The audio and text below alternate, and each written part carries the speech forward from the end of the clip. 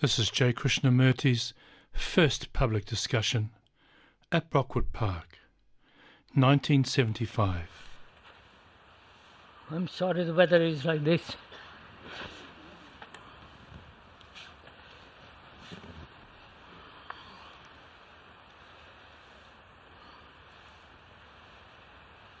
This is a dialogue between two friends talking over their problems, who are concerned with not only their own personal affairs, but also what is happening in the world. Being serious, these two friends want to, or have the urge to transform themselves and see what they can do about the world and all the misery and confusion that's going on. So if we could this morning spend some time together having a friendly conversation, not trying to be clever or trying to oppose one opinion against another opinion or belief or conclusion, but together examine earnestly and deeply some of the problems that one has. And so communication becomes rather important.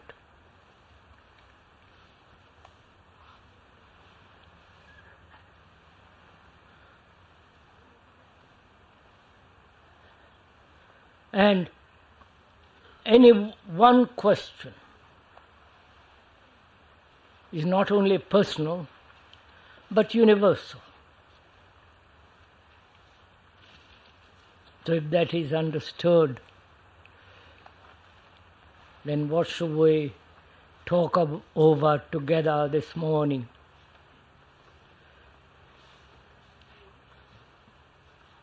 The publication of your biography has caused quite much confusion and quite a lot of questions. We've tried to boil them down to a few. May I please hand them over to you? Good.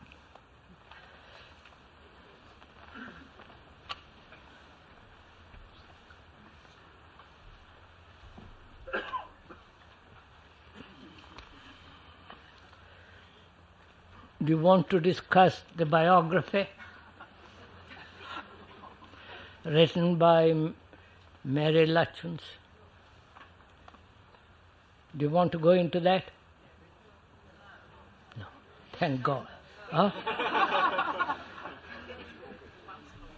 Beg your pardon? Briefly and then finish with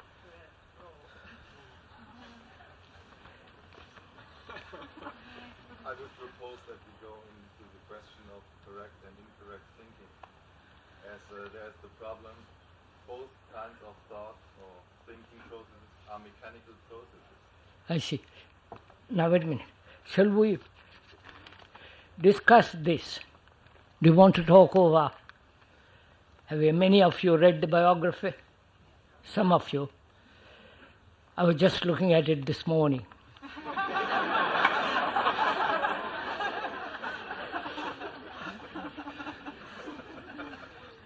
Most of it I've forgotten. And if you want to talk over the questions that Annika Korndorfer put them, shall we do that briefly?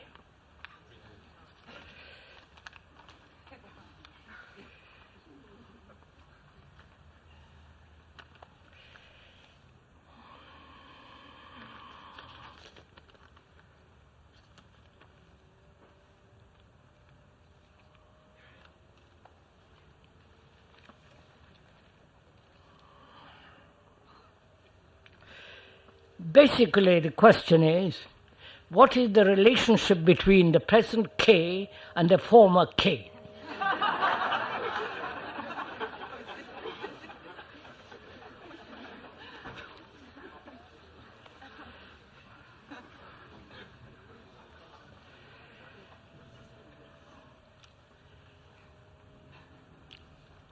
I should think very little.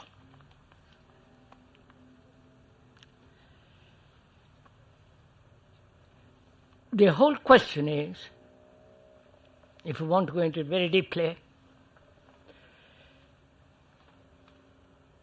how was it that boy who was found there, discovered as it was called, how was it that he was not conditioned at all from the beginning? Though he was brought up among a very orthodox, traditional Brahmin family, with their superstitions, arrogance, and extraordinary religious sense of morality, and so on. Why wasn't he conditioned then? And also, during all those periods of the master's initiation and so on, so on, so on, so on, if you have read any of them, why wasn't he conditioned? And what is the relationship between that person and the present person? Right?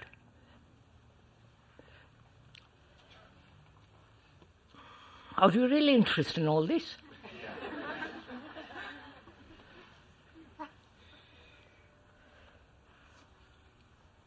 I am not.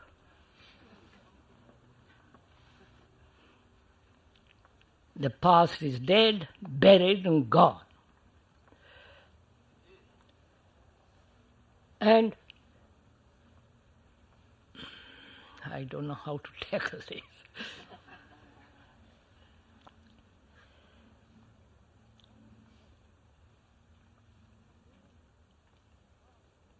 One of the questions is, do the masters, as they are explained in not only in the theosophical world, but the Hindu tradition and the Tibetan tradition maintains that there is a bodhisattva. Do you understand all this? And that he manifests himself rarely, and that is called in Sanskrit avatar, which means manifestation. And this boy was discovered and prepared for that manifestation. And he went through all kinds of things. And the one question that may be asked, must others go through the same process? Isn't it? Christopher Columbus discovered America.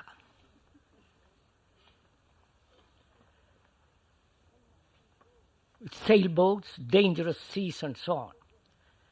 And must we go through all that to go to America? You understand my question? It's much simpler to go by air.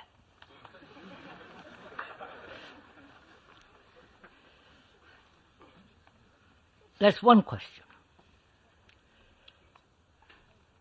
What is relevant and irrelevant in all this is the whole structure in which he was brought up is totally irrelevant. And what is relevant is the present teachings and nothing else. So if you are interested in wanting to find out the reality of the whole past, and I don't know why you should be interested in it, if you are, and if the idea that the Bodhisattva, this is a very ancient tradition, that there is a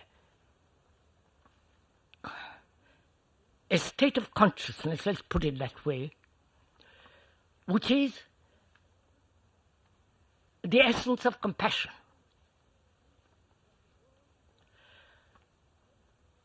And when the world is in chaos, that essence of compassion manifests itself. That's the whole idea behind the avatar and behind the bodhisattva. And there are various gradations in all that. Initiations, various masters, and so on. And also,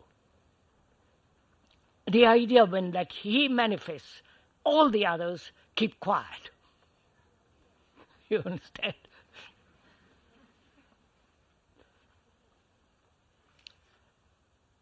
And he, that essence of compassion, has manifested it at other times. So, what is important in all this is, if one may talk about it briefly, can the mind, passing through all kinds of experiences, either imagined or real, because truth has nothing to do with experience. One cannot possibly experience truth. It is there. You can't experience it. But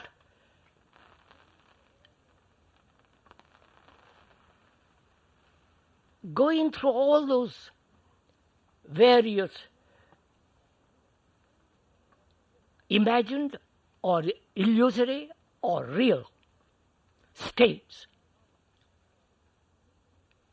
has not left the mind conditioned. The question is, can the mind be unconditioned always? Not only at childhood, and therefore gradually get rid of the conditioning, but start unconditioning. I don't wonder if you understand this question.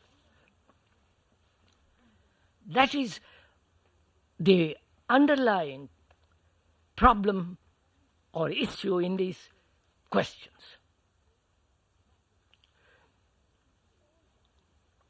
So as we say, all that is irrelevant. I do not know if you know anything about the ancient tradition of India and Tibet, and therefore China and Japan at one time, that the awakening of certain energy called Kundalini, if you are interested in all this. And there are now, all over America and in Europe, various groups trying to awaken their little energy. Called Kundalini. You have heard about all this, haven't you? And there are all kinds of groups practicing it. I saw one group on a television where a man is teaching them how to awaken Kundalini, that energy, and making all kinds of tricks and all kinds of words and gestures, which all become so utterly meaningless and absurd. And there is, apparently, such an awakening, which I won't go into because it's much too complex and probably is not necessary or relevant. So, I think I've answered this question, haven't I?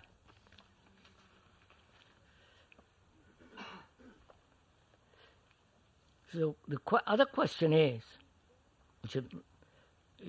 which was put, is there a non-mechanistic activity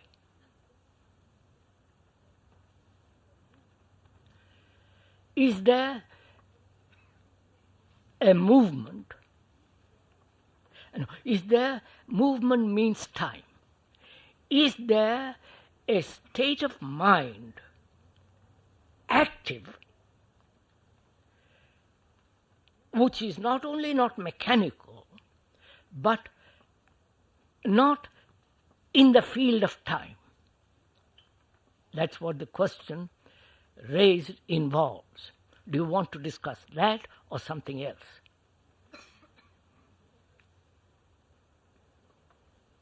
Somebody also put a question on a paper I was sent to. What does it mean to be aware? Is awareness different from attention? Is awareness to be practiced systematically, or does it come about naturally? That's the question. Any other, if you like to talk about something? Could you go into what the meaning of what it is to finding one's true will? Finding out? One's true will. Finding out one's true will. To find one's true world. True World. world. Qu'est-ce que vous voulez? Is it will?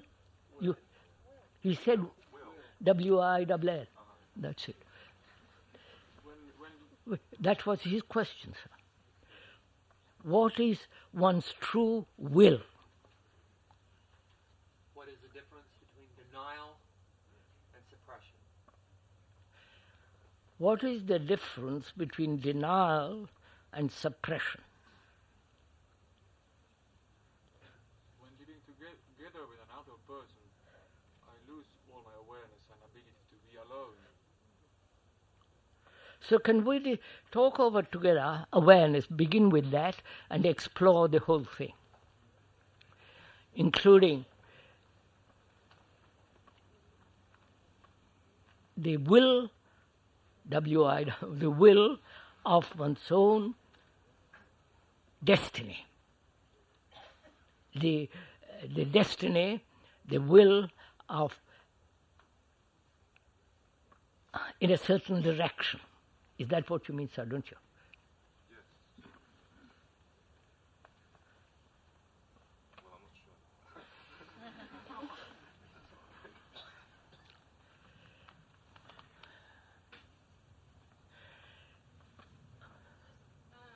think this is part of it, earnestness and effort. You know, it's sort of Earnestness and effort, yes.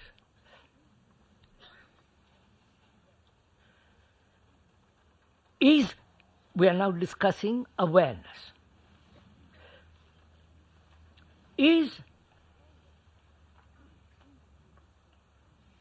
Does choice indicate freedom?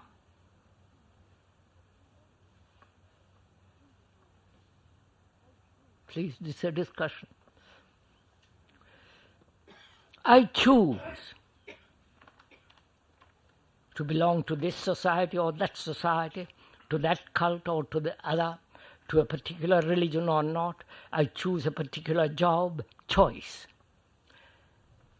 Does choice indicate freedom?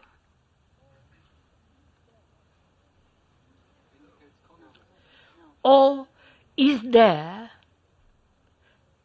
or freedom denies choice? Please, let's talk over together. This is not.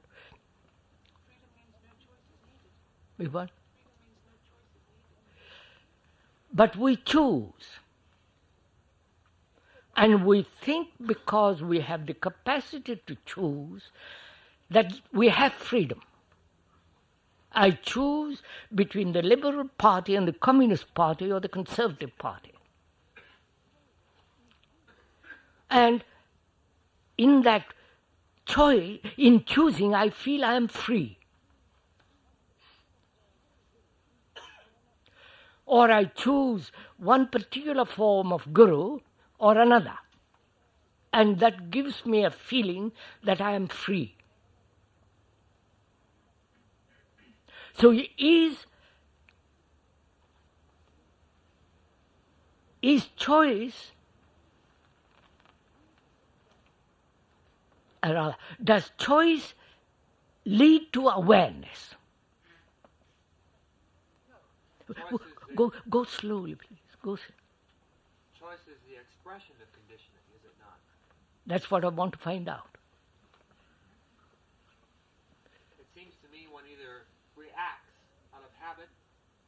or one responds without thinking.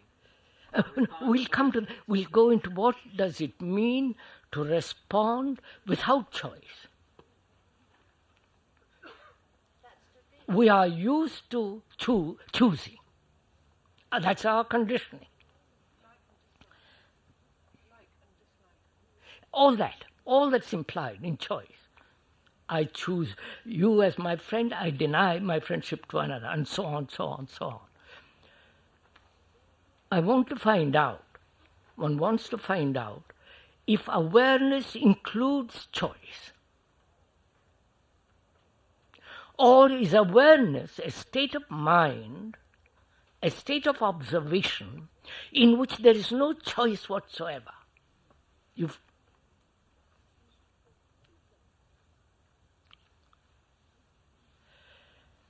Is that possible? One is educated from childhood to choose. And that is our tradition. That's our habit. That's our mechanical, instinctive reaction. And we think that brings, because I choose, there is freedom. And what does awareness mean? To be aware. It implies, doesn't it, not only physiological sensitivity,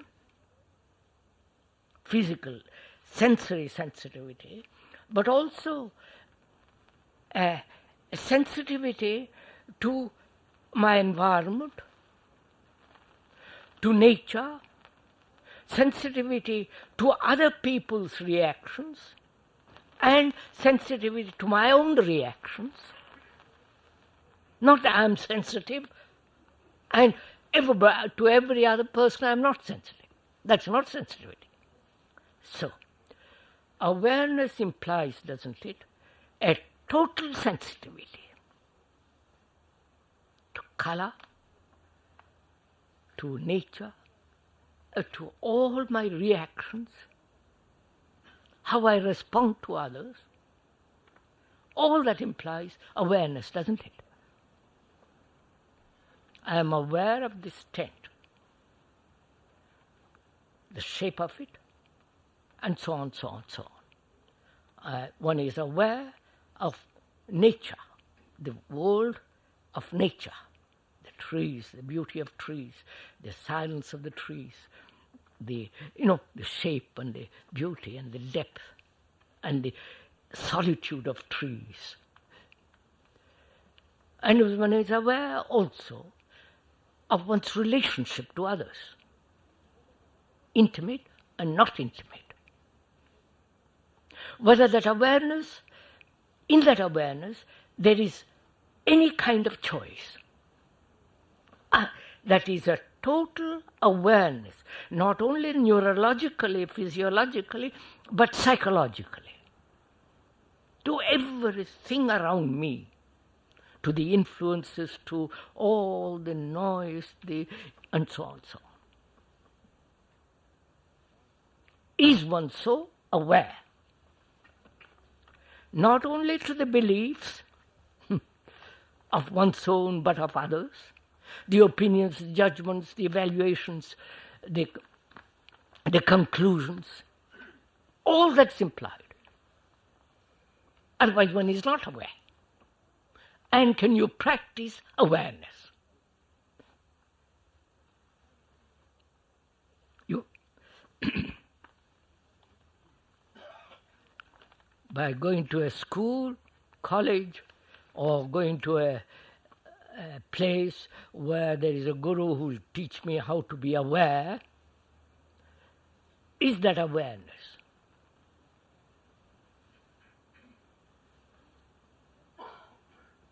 Which is sensitivity to be cultivated through practice. Come on, sirs. Huh? Type of selfishness. Selfish? It's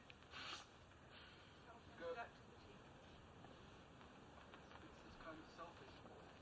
To, Concentrate on you. yes, yes. That is, unless one is sensitive, unless there is total sensitivity, awareness merely then becomes concentration on oneself. Which excludes awareness, isn't it? Wait, what? Which excludes awareness. Yes, that's right. So, can we practice, please, there are so many schools, so many gurus, so many ashramas, retreats, where this thing is practiced. When I practice it, it is just the old trick again. Of that course, I I mean, prepare. I want you to, this is so obvious. One goes to India or to Japan to learn what it means to be aware. The Zen practice, and all that. Or is awareness a movement of constant observation? Not only what I feel, what I think, but also aware what other people are saying about me, if they say it in front of me, to listen, and to be aware of nature, of what is going on in the world. That is the total awareness. Obviously, it can't be practiced. Beg pardon? No, it is a movement in the sense alive. There's a participation. We'll come to participation implies action.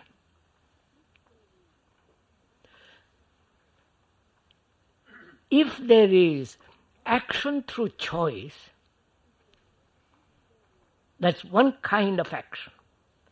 If there is an action of total awareness,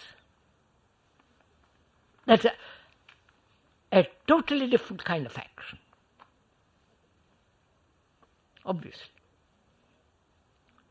So is one so aware? Or we indulge in words of being aware.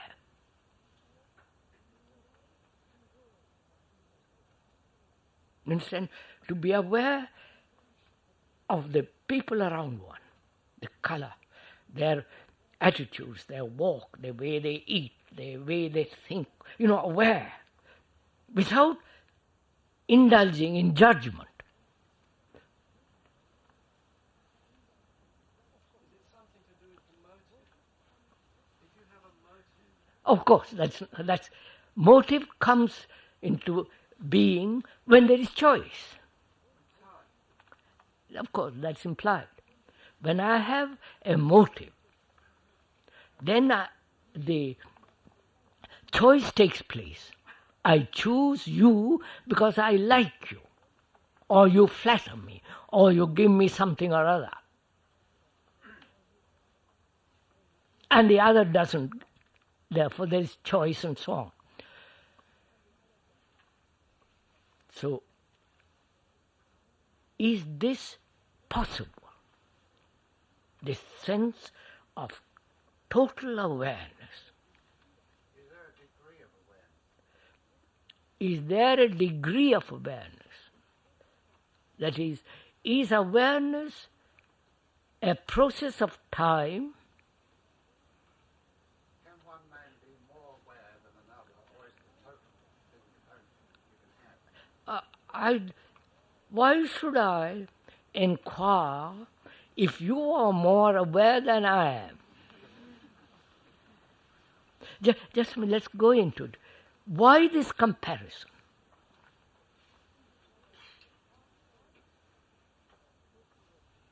Is it not also part of our education, our social conditioning, which says we must compare to progress?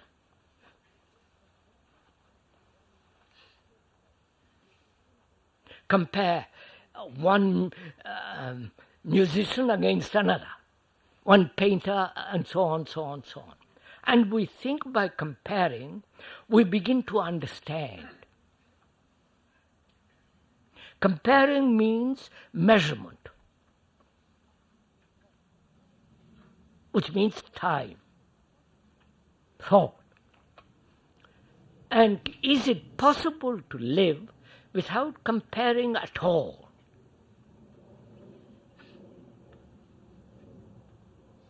You understand? One is brought up, educated in schools, colleges, and universities to compare oneself with A, who is much cleverer than myself, and try to reach his level. This constant measurement, this constant comparison, and therefore constant imitation, which is mechanical. So can we find out for ourselves whether it is possible to be totally sensitive and therefore aware?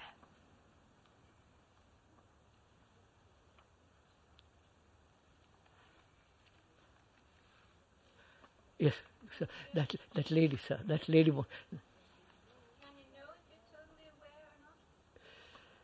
Can you know if you are aware or not? I'm totally aware. Totally. Can we think our thoughts as the same? Can we be aware about our awareness? No. Can we be aware about our awareness? We can be aware when we're not aware. No, do watch it in oneself. I think it becomes speculative, verbal. But if when you are aware, do you know you are aware? No. Find out. Test it, madam. Test it. Do you know when you are happy? Wait. Moment you are aware that you are happy, it's no longer happiness. You know when you've got a pain? Wait. That's a different matter.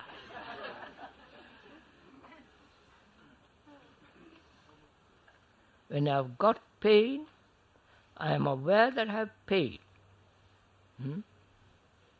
And I do something about it.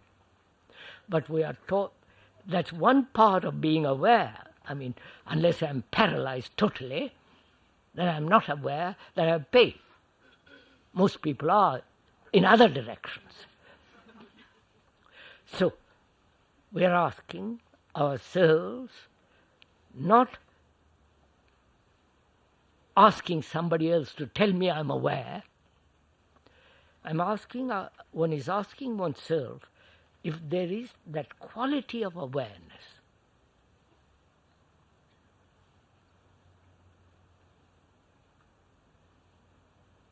Does one watch the sky?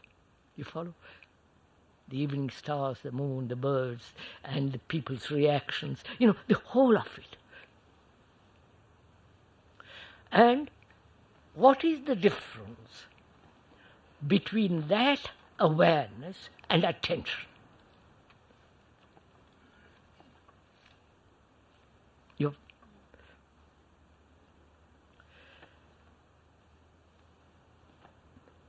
Is awareness, in awareness, is there a center from which you are aware? You understand me?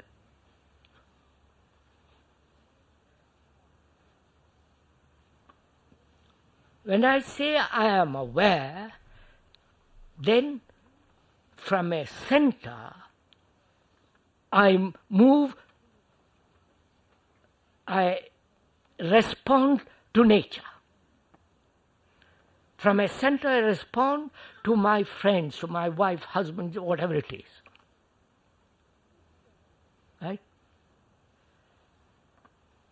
If there is a center from which I respond, that center being my prejudices, my conditioning, my desires, my fears and all the rest of it, then in that awareness, is there a center? You follow?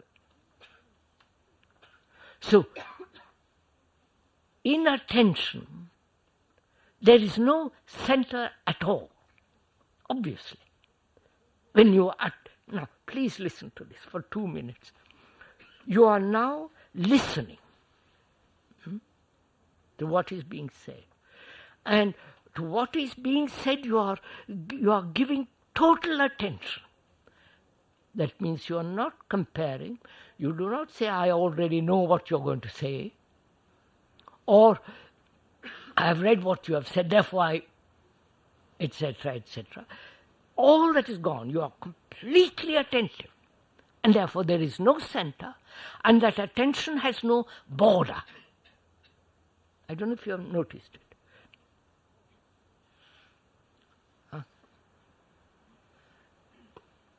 So, by being aware, one discovers, one responds from a center,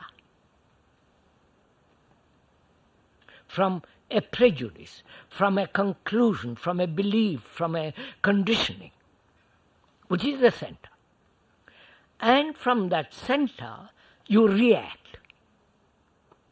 You respond. And when there is an awareness of that center yields. And in that, there is a total attention. I wonder if you understand this. And this you cannot practice. It will be too childish. That becomes mechanical. So we go to the next question, which is there an activity which is non-mechanistic?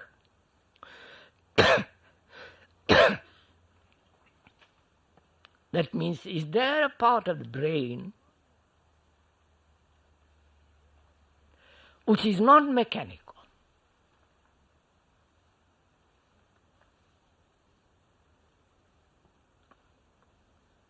Do you want to go into this? No, please. This isn't a game.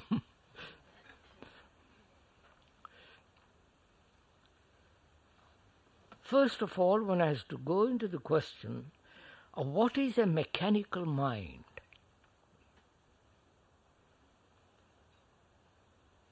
Right? Is the brain, which has evolved through millennia, is that totally mechanical? Or is there a part of the brain which is not mechanical, which has never been touched by the machine of evolution? I wonder if am I making? What do you mean by mechanical? That's what we're going to discuss, sir. That's what we're going to discuss.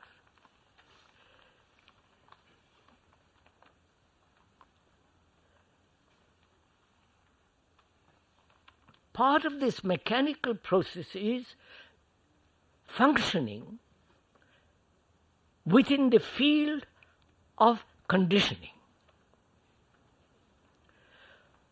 That is, when I act according to a pattern, Catholic, Protestant, Communist, Hindu, whatever it is, according to a pattern set by society, by influence, by my reading, and accept that pattern or a belief and so on, then that is part of the mechanical process. The other is, part of the mechanical process is having had experiences of innumerable kind, which has left memories, and act according to those memories. That's mechanical. Like a computer, which is purely mechanical. Though now they're trying to prove it is not so mechanical. That's irrelevant for the moment. Then mechanical action is accepting tradition and following tradition. One of the aspects of that tradition is acceptance and obedience to the government, to priests, to, obedience. And the mechanical part of the brain is following consciously or unconsciously a line set by thought as the goal and purpose. All that and more is mechanical. Is that, and we live that way. Is thought of itself mechanical? Of course. That's the whole point. So is dying to oneself the second step? Rather, in life, dying to oneself the second step. We'll come to that moment. Sir. Keep to that question. Don't hold on to that question. So one has discovered for oneself, not told by others, then that becomes mechanical. If one discovers for oneself how mechanistically our thinking, our feeling, our attitudes, our opinions, all that, if one is aware of that, which means thought is invariably mechanistic. Thought being response of memory, experience, knowledge, which is the past. And responding according to that pattern of the past is mechanistic, which is thought. Right? All thought, of course. Whether noble thought, ignoble thought, sexual thought, or technological thought, it is all thought. Thought of a great genius also. Absolutely. I repeat, we must go into the question of what is a genius. No, we won't go into that yet. Sir, if all thought is mechanical, then the expression which you often use, clear thinking, seems to be a contradiction. No. Clear thinking is to see clear. Obvious clear thinking is to think clearly, objectively, sanely, rationally, wholly. But it's still thought. It is still thought. So it's But wait, of course it is. So what's the use of it? What is the use of clear thought? If there was clear thought, I wouldn't belong to any political party. I might create a global party. Because, obviously, that's another matter. So, Go back, sir, to you asked, is there a part of the brain that is untouched by conditioning? that's right, sir. This requires, to go into this requires very careful, hesitant, one has to inquire into this. Not say, yes, there is, or not. I have experienced a state where there is no mechanism. And that's all too silly. But to really inquire and find out, you need great deal of subtlety, great attentive quality to step by step go into it, not jump. So we say most of our lives are mechanistic.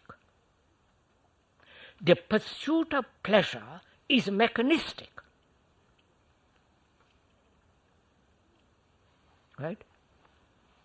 I know, but we are pursuing pleasure. So,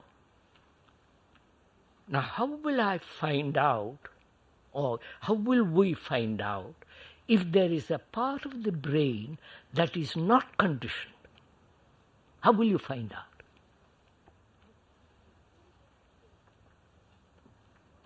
No, this is a very, very serious question, you understand? It is not for sentimentalists or romantic people or emotional people. This requires very clear thinking.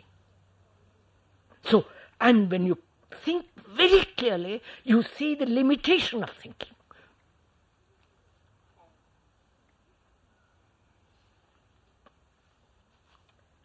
So right? Are we going to look very clearly at the barriers which interfere with an unconditioned mind? No, we are trying to understand or explore together the mechanistic mind first. You can't, without understanding the totality of that, you can't find out the other. We have asked the question, is there part of the brain, part of our total mind, in which is included the brain, emotions, neurological responses, the total brain, is that completely mechanistic? And when I put that question to myself, I might imagine that it's not. Because I want the other. Therefore, I deceive myself. I pretend that I have got the other. So I must completely understand the movement of desire. You follow all this? Not suppress it, because then but understand it, have an insight into desire. Which means fear, time, and all that we talked about day before yesterday. So, we are now inquiring, is our total activity mechanistic? That means, am I, or you, or we, or is one, clinging to memories?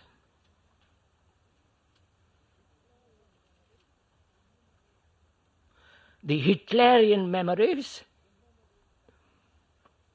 and all that, the memories of various pleasurable and painful experiences, the memories of sexual fulfillment and the pleasures, and so on, so on. That is one living in the past? Of course.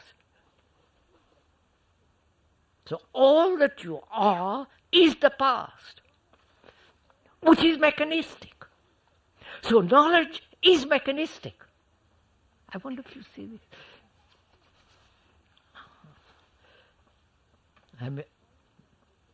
Right? It's so difficult to see this. Why is it so difficult to see it? Because we are not aware of our inward responses, of aware of what actually is going on within oneself. Not imagine what is going on, or speculate what is going on, or repeat what is going on because we have been told by somebody else, but actually being aware. But aren't we guided to awareness by experience?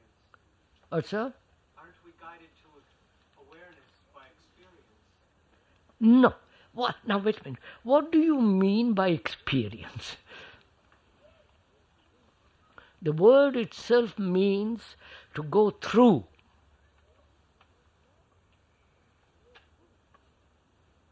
Not to go through, to finish, not retain. You have said something that hurts me, that's left a mark on the brain. And when I meet you, that memory responds.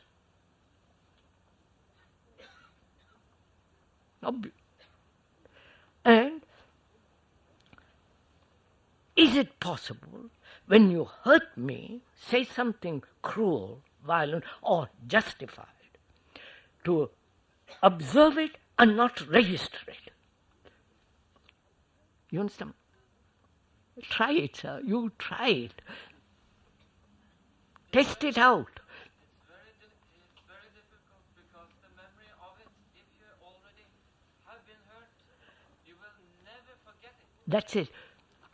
Look, don't forget, do go into this. From childhood we are hurt, which happens to everybody. In school, at home, in college, in university, the whole society is a process of hurting others. One has been hurt, and one lives in that, consciously or unconsciously. So there are two problems involved. Those, the past hurt retained in the brain, and not to be hurt.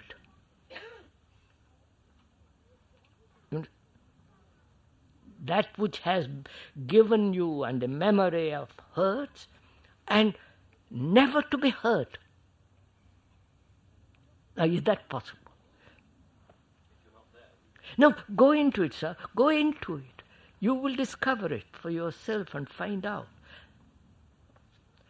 That is, you have been hurt. The image of myself. No, go into it slowly. What is hurt? The image that you have built about yourself. That has been hurt. Why do you have an image about yourself?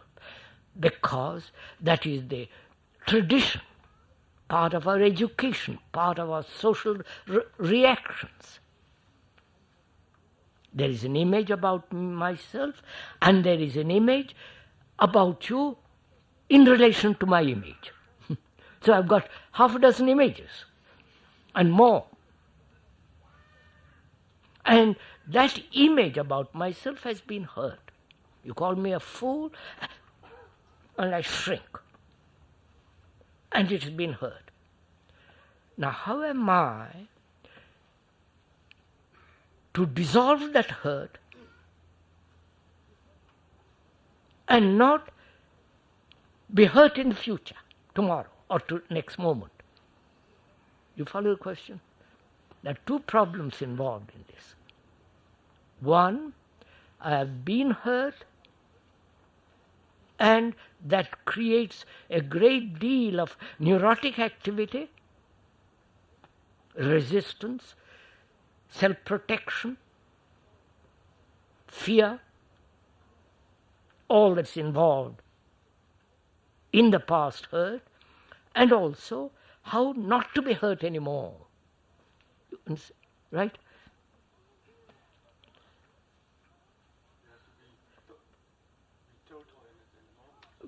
Go into it. Don't look at it. You will see, find out. You've been hurt, haven't you? I'm not talking to you, sir.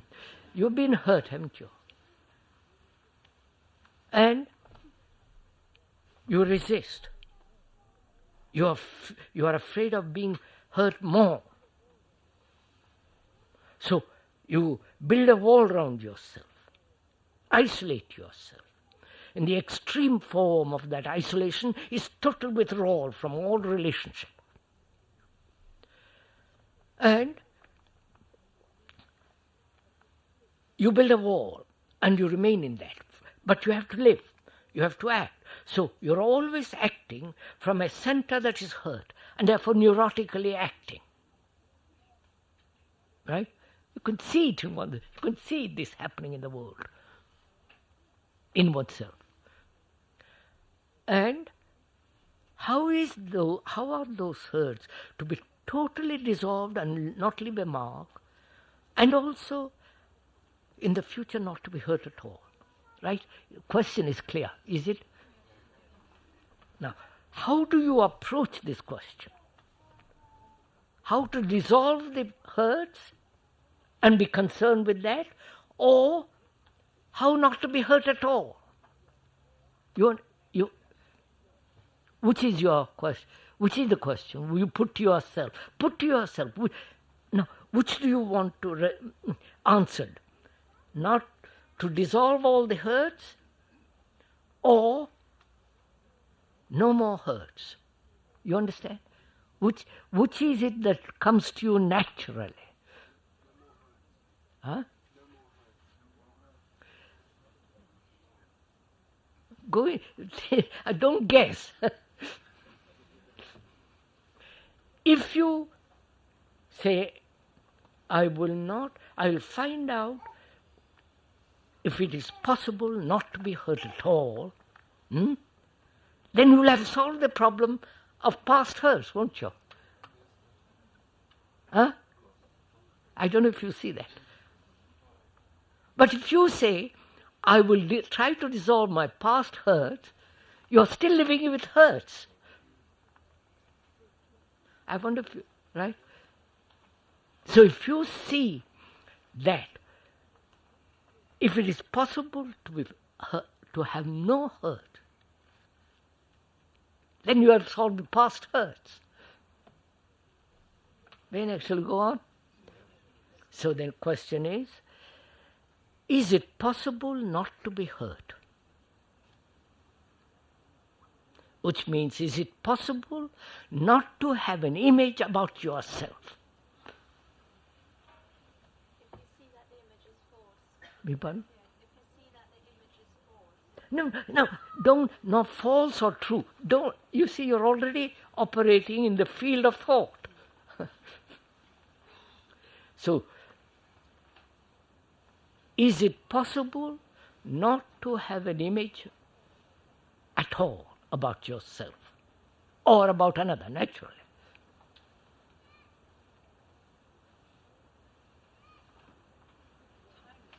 And if there is no image, isn't that true freedom? You see it? Let's go. We are doing it slowly. Sir,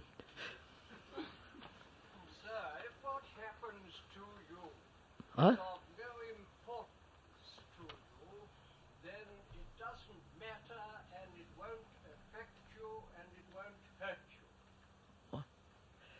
If you That is, if you have managed to get rid of your self-importance. yes, sir, the gentleman says, if you can get rid of your self-import, your arrogance, your vanity, your etc., then there won't be hurt. But how am I to get rid of all that garbage which I have collected? I think you can get rid of it by being entirely aware of the relationship between yourself and your physical body and your thinking. How you control your physical body. I don't want to control anything. My body, my mind, my emotions, that's the traditional mechanistic response. Sorry. I would please go into this little bit. You will see. First of all, the idea of getting rid of an image implies there is an entity who is different from the image. And therefore he can then kick the image. But is the image different from the entity who says, I must get rid of it? So they're both the same. Therefore there is no control. I wonder if you see that. Therefore, when you see that, you are no longer functioning mechanistically.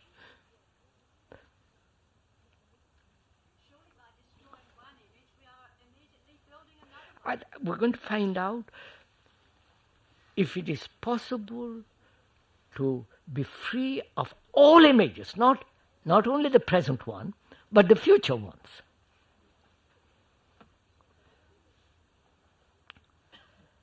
Now, why does the mind create an image about itself?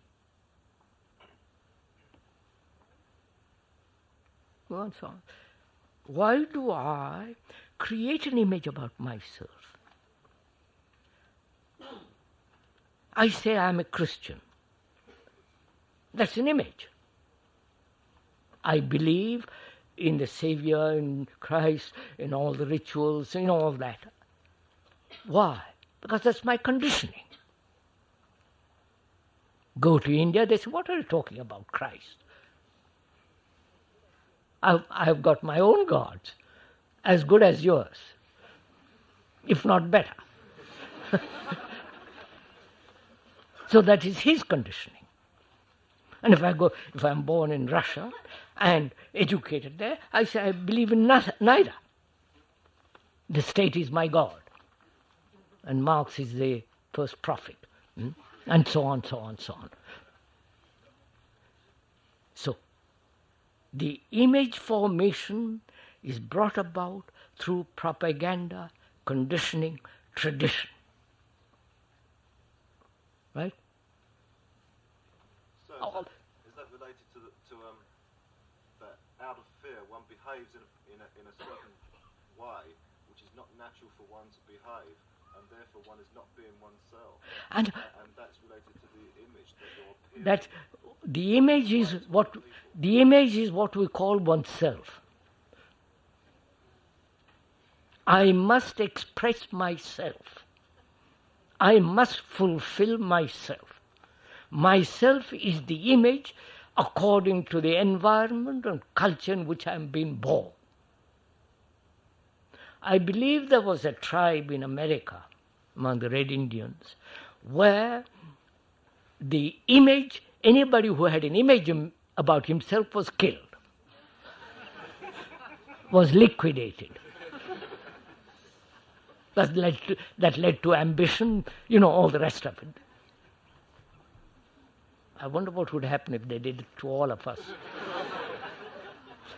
It would be a lovely world, wouldn't it?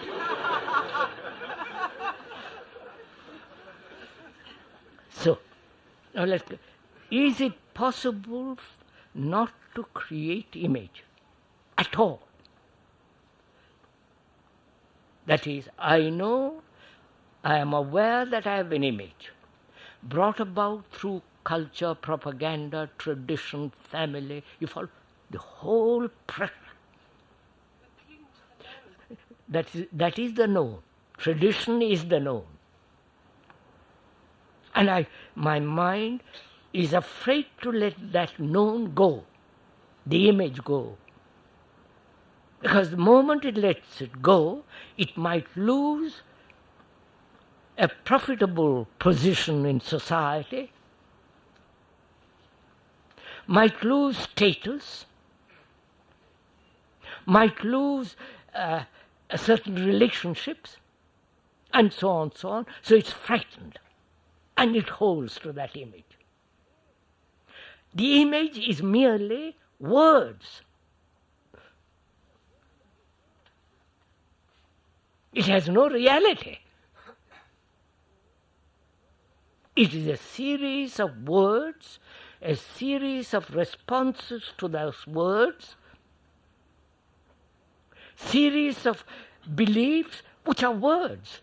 I believe in Christ, or in Krishna, or whatever they believe in India, or Marx. They are just words ideologically clothed. And if I am not slave to words, then I begin to lose the image. I wonder how deeply rooted words have become significant. One is listening to what you say and realizes that one has an image about oneself and that there is a large discrepancy between the image one has of oneself and the ideal of freedom. No, it's not an ideal. And freedom itself. Yes. Then knowing that there is a discrepancy, can one think of freedom knowing that it is just an idea? That's why, sir, is freedom an abstraction, a word in abstraction, or a reality? It's a state of relationship, is it not? No, sir, please. We are jumping from so many things. Let's go step by step. We began by asking whether there is any part of the brain, which means any part of our total entity, that is not conditioned. We said conditioning means the image forming. The image that gets hurt. And the image that protects itself from being hurt. And we said there is only freedom, the actuality of that state, not the word, not the abstraction of but the actuality of that word, when there is no image, which is freedom. When I'm not a Hindu, Buddhist, Christian, communist, socialist, you follow? I have no label. And therefore no label inside. I'm a global politician. Sorry.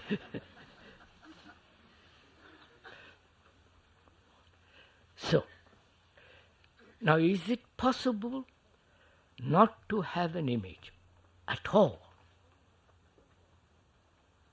And how does that come about?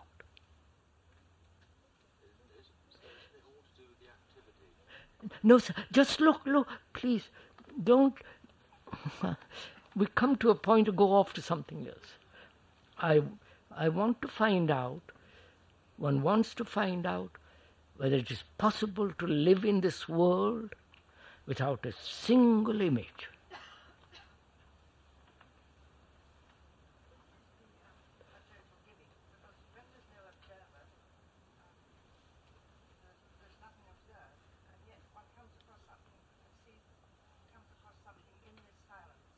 And, Madam,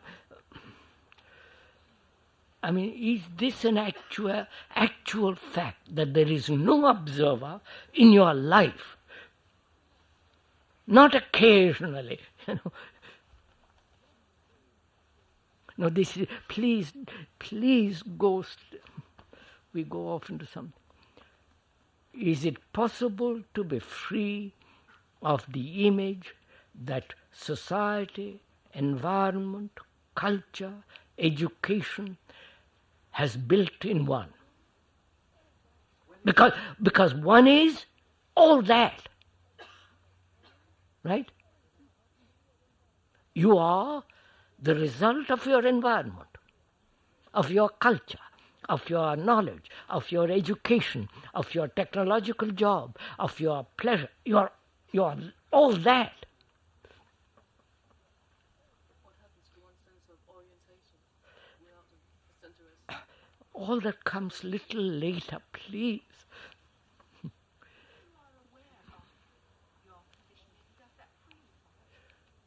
Now, are you actually, not theoretically or in abstraction, actually aware that you are conditioned this way? Therefore you got an image. If you don't have the image, then you don't know what your place is. If you have no image, then you do not know what your place is. Wait, listen to that carefully. If you have no image, you have no place in the world. Which means if you have no image, you are insecure. Just go step, please. That you are insecure. Now, are you having a place in the world secure? Be actual.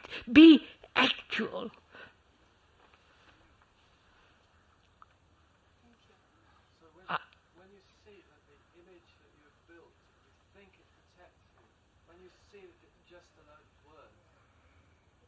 So, you are finding security in a word. And therefore it's not a security at all. You understand that we have lived in words and made those words something fantastically real. So if you are seeking security, it is not in an image.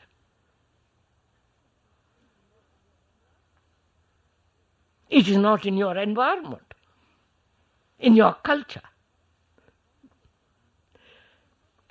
I want security. I must have security. That is essential. Food, clothes and shelter. I must have it. Otherwise I can't function. Now that is denied totally when I belong to small groups. Right? When I say I am a German or a Russian or an Englishman, I deny complete security. That is, I deny security because the words, the labels have become important, not security. Wonderful. Right? We meet this is what is actually happening. Arab and Israel both want security, right? And both are accepting words. Oh, all the rest of it. So now we come to the point, is it possible to live in this world, not go off into some fantastic realm of illusion or monasteries and all the rest of it, live in this world without a single image and be totally secure?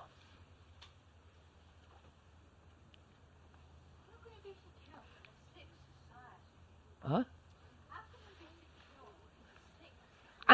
We're going to go into this, madam. I'll show it to you.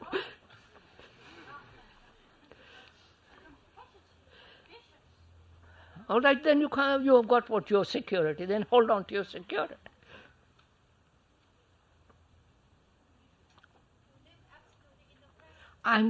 Please go with me. I'll show you that there is complete security.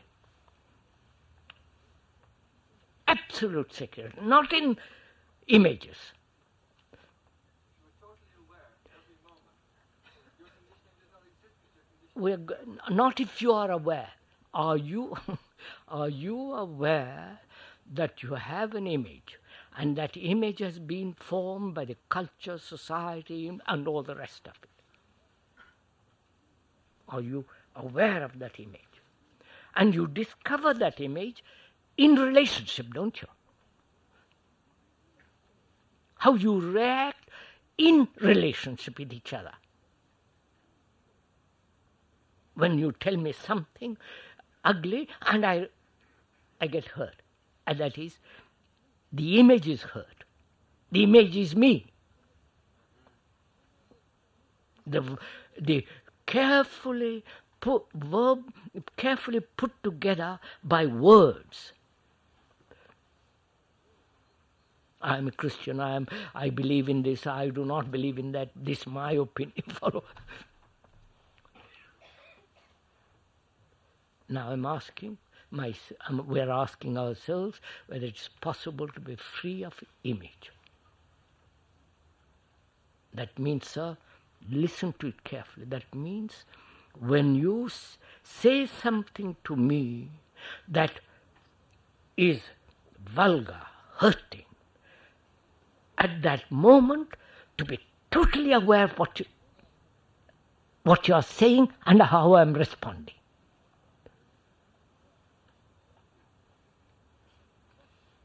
Totally aware, not partially. I like what you said about me, is pleasant, and I hold on to that. And what you say, somebody else says, which is unpleasant, I get hurt. But to be totally aware of both, the pleasurable image which I have and the unpleasurable image which has been put together. To be aware totally at the moment of the reaction to your insult or praise.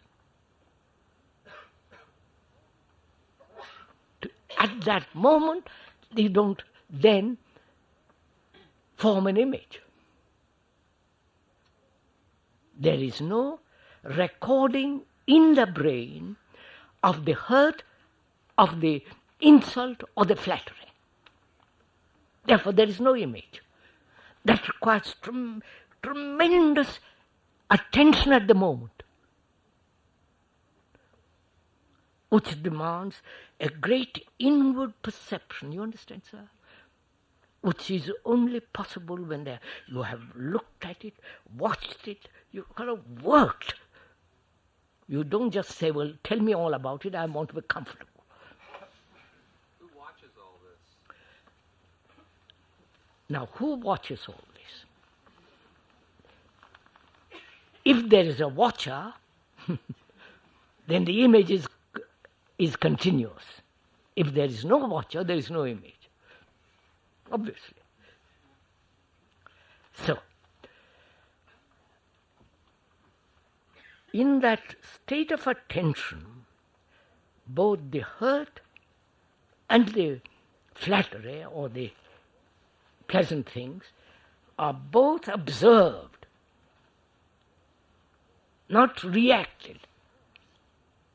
Both observed. And you can only observe when there is no observer. Who is the past? It is the past observer that gets hurt. So, I observe, there is only an observation when there is hurt, when there is flattery and insult. Then it's like finished. And that is real freedom. Now, follow it. In this world, if I have no image, as you say, I shall not be secure.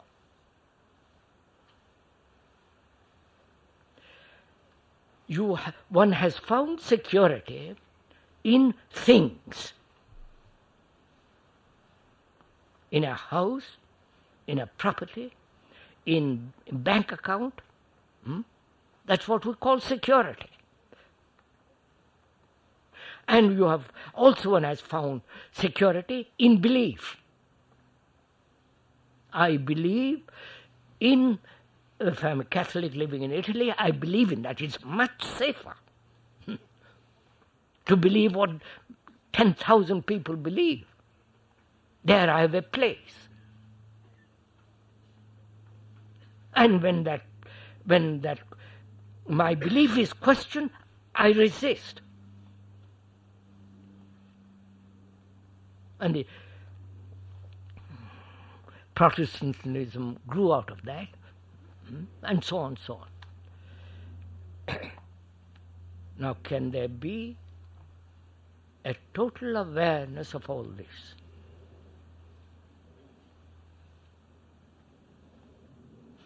So that my mind is tremendously active, you understand?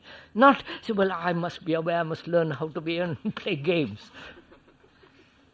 Because you are tremendously active, the brain is alive. Then we can move from that to find out if there is in the brain a part that has not been conditioned at all.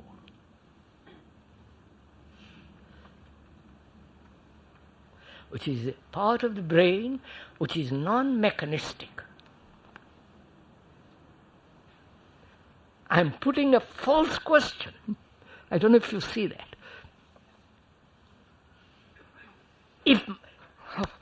Do see it, quick. Do see it. It's no. If please just listen. 2 minutes. I'm a fast. Sorry, excuse me. If there is no image, which is mechanistic, and there is freedom from that image, then there is no part of the brain that's been conditioned. Full stop. Huh? You understand? Then my whole brain is unconditioned. Yes. Therefore it is non-mechanistic. And that has got totally different kind of energy. Not the mechanistic energy. Right? I wonder if you see this. Not, please don't make an abstraction of it, because then it becomes words. But if you see this, that your brain has been conditioned through centuries, saying survival is only possible if you have an image which is created by the circle in which you live. And that circle gives you complete security. We have accepted that as tradition, and we live that in that way. I am an Englishman. You follow? I am better than anybody else. Or a Frenchman, whatever it is. Now, my brain is conditioned. I don't know whether it's whole or part. I only know that it is conditioned. I cannot, there is no inquiry into the unconditioned state until when the conditioning is non-existent. So my whole inquiry is to find out whether the mind can be unconditioned. Not jump into the other, because it's too silly. So, I am conditioned by belief, by education, by the culture in which I have lived, and to be totally aware of that, not discard it, not suppress it, not control it, but to be totally aware of it. Then you will find, if you've gone that far, there is security only in being nothing.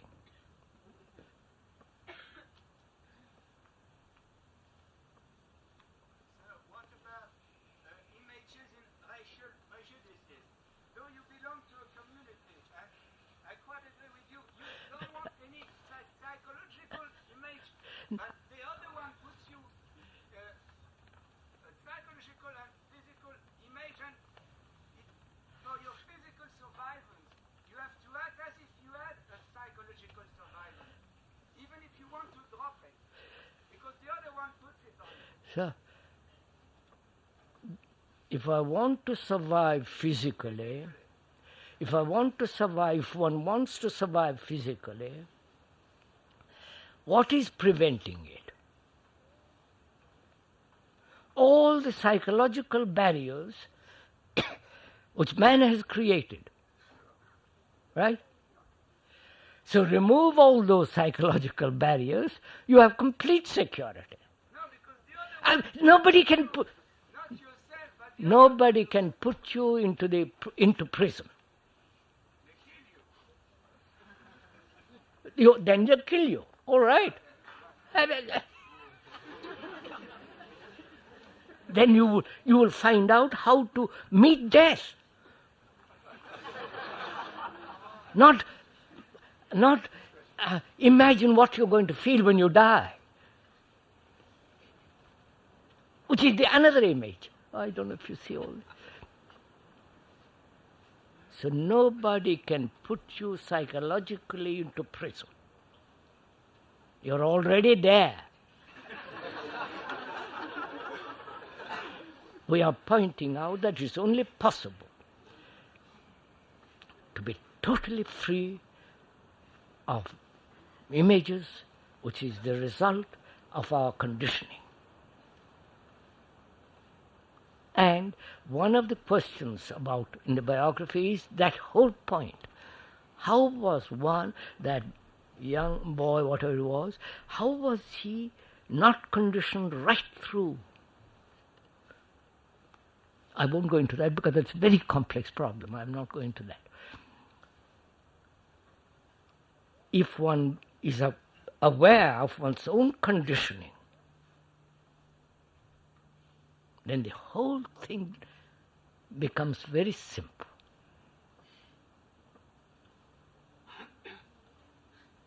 Then genius is something entirely different.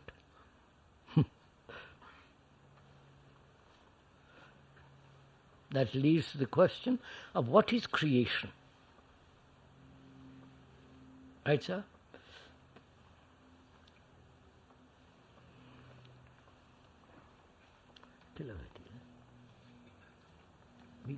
You know. I think we'll better continue on Thursday because it's 1:00. Sorry.